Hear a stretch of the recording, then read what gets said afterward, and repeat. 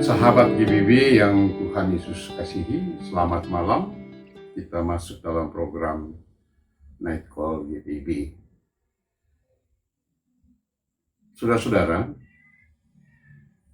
dalam rangka Night Call ini, kita akan membaca firman Tuhan dan kita akan masuk dalam perenungan. Sebelumnya, mari kita berdoa. Bapa Sorgawi, kami menghampiri kehadapan hadirat-Mu dengan rasa syukur, karena sejak pagi sampai dengan malam hari ini, pimpinan tuntunan Tuhan nyata dalam hidup kami. Oleh karena itu Tuhan, kami akan beristirahat malam ini. Kami juga mau melandaskan melalui firman-Mu. Berkati kami, berikan kuasa Roh-Mu yang kudus, sehingga melalui firman-Mu ini kami masing-masing diberikan kekuatan, diberikan kemampuan untuk kami memahami begitu besar kasih Tuhan dalam hidup ini. Berfirmanlah pada kami ya Bapa Sorgawi, karena kami anak-anak-Mu, sedia mendengar. Amin. Baik sahabat GBB, renungan kita pada malam hari ini terambil dari kitab Perjanjian Lama, yaitu Habakuk pasal 2, ayat 6 sampai dengan ayatnya yang ke-8 yang mengatakan sebagai berikut. Bukankah mereka sekalian akan melontarkan peribahasa terhadap dia dengan nyanyian sindiran ini? Sungguh celaka orang yang menumpuk bagi dirinya apa yang bukan miliknya. Sampai berapa lama lagikah?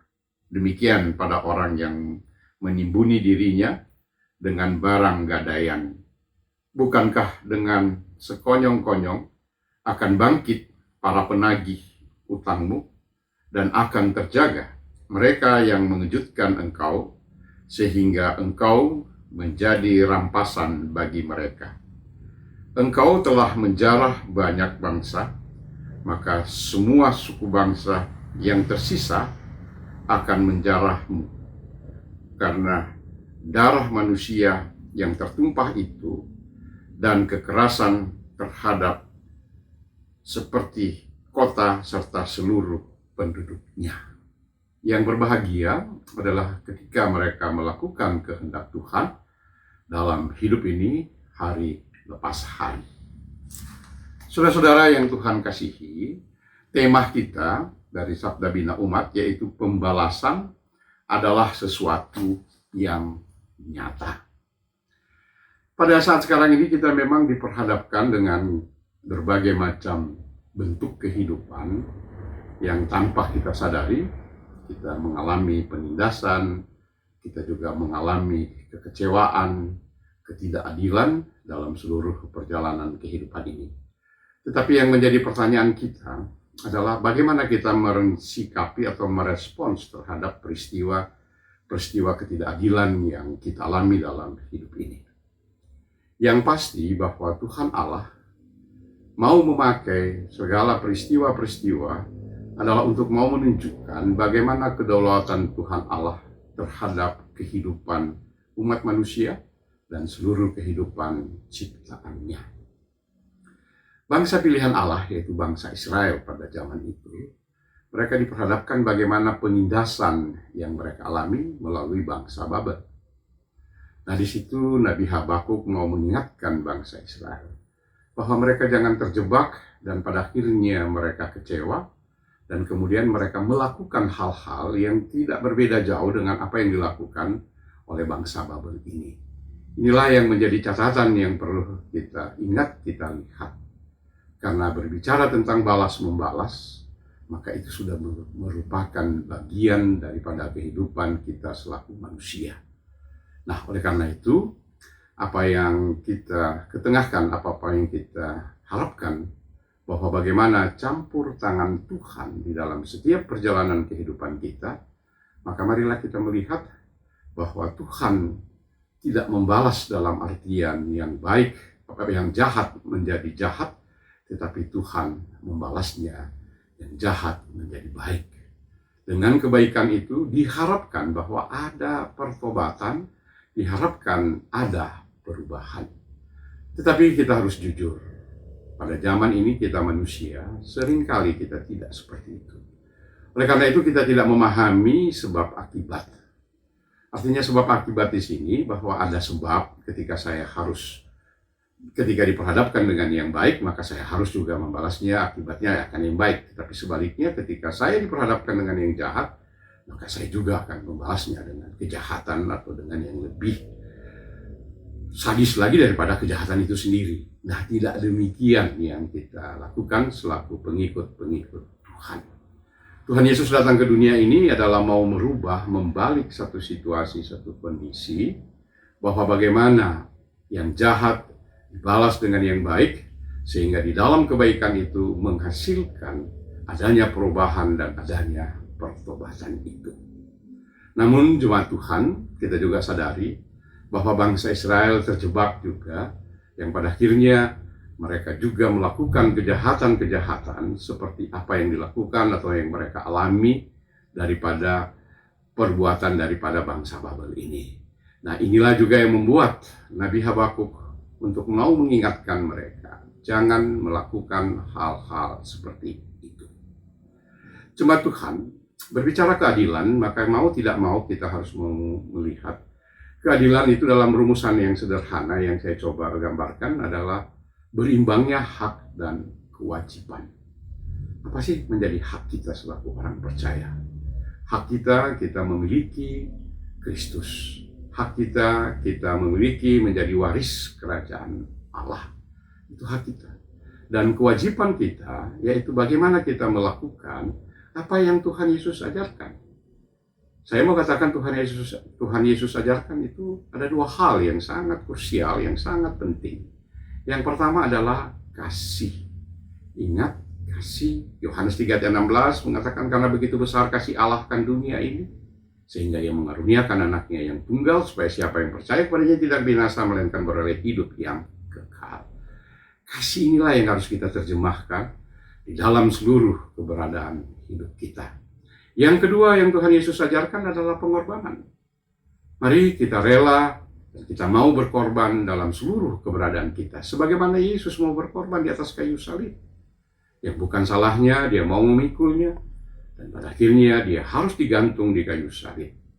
Tetapi kita yakini pada hari yang ketiga dia bangkit dari antara orang mati dan dia naik ke surga. Disitulah kemenangan yang ia lakukan, yang ia alami, yang ia taklukkan akan kuasa dosa dan kuasa kegelapan itu. Nah, bertolak dari inilah, maka mari ketika kita diperhadapkan dengan berbagai macam ketidakadilan ini, kita harus menyadari Tuhan mau memimpin, menuntun kita, Tuhan mau mengasah kita, agar kita tetap berada dalam kesetiaan, kita berada di dalam ketaatan, di dalam situasi, kondisi apapun. Memang benar, ketika kita beriman tidak berarti segala sesuatu kita akan berada di dalam keberhasilan. Tetapi marilah melihat kegagalan, kekecewaan, sakit hati dalam bentuk Tuhan mau mengajarkan kepada kita untuk kita masih makin bertahan dan makin setia dan taat. Sebaliknya, jika kita mau membalasnya, maka kita akan berada dalam kehidupan yang sia-sia. Oleh karena itu, berserah, berharap, dan mengandalkan Tuhan dalam seluruh aspek kehidupan ini. Inilah titik tolak di dalam kita menjalani kehidupan kita pada masa kini.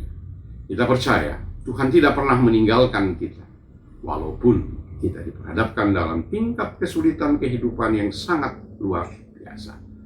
Kita yakini bagaimana pengalaman-pengalaman iman, baik mulai daripada gereja mula-mula sampai dengan gereja pertengahan abad modern, dan sampai dengan sekarang, mereka tetap bertahan karena Tuhan tidak pernah meninggalkan mereka. Ada sukacita Ibu Bapak Saudara-saudara. Tuhan memberkati sahabat-sahabat GPB dimanapun berada. Amin. Mari kita berdoa. Ya Tuhan Yesus, kami percaya lewat pengalaman iman, baik yang dialami oleh bangsa Israel, dan juga yang dialami oleh Nabi Habakuk di dalam kerangka melihat begitu besarnya penindasan yang mereka alami melalui bangsa Babel. Tetapi Ia mau mengajarkan kepada umat pilihan Tuhan ini, agar mereka tidak membalas, tetapi mereka berada di dalam kesetiaan dan ketaatan itu.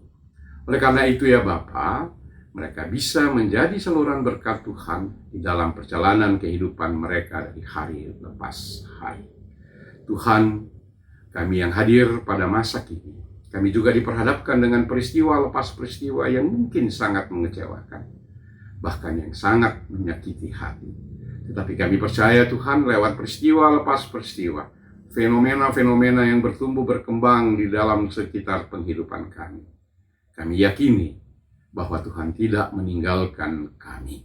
Oleh karena itu Tuhan, mampukan kami hidup bertahan, mampukan kami hidup untuk kami tetap senantiasa berada dalam kesetiaan dan ketaatan, sehingga lewat peristiwa lepas peristiwa yang kami alami, semuanya mau mengajak kami untuk kami mau belajar bahwa Tuhan yang kami percaya, Tuhan yang kami sembah adalah Tuhan yang hidup, Tuhan yang berkarya di dalam seluruh keberadaan kehidupan manusia dan seluruh alam ciptaan ini. Tuhan Yesus, kami mohon kiranya menyempurnakan akan perenungan kami. Biarlah lewat perenungan ini ketika kami masuk dalam pembaringan kami senantiasa teringat bahwa begitu besar kasih Tuhan dalam seluruh perjalanan hidup kami. Sehingga ketika besok pagi kami bangun, biarlah kami memiliki kekuatan, kesehatan, kemampuan untuk kami mampu melakukan panggilan dan pengutusan kami sesuai tugas pokok fungsi kami pribadi lepas pribadi dalam seluruh perjalanan hidup ini. Tuhan mau menyertai memberkati kami, karena malam hari ini kami hanya pertaruhkan di dalam nama Allah, Bapa, Anak, dan Roh Kudus, yang adalah sumber kehidupan dan sumber kekuatan kami. Terpujilah Engkau kekal selama-lamanya. Amin.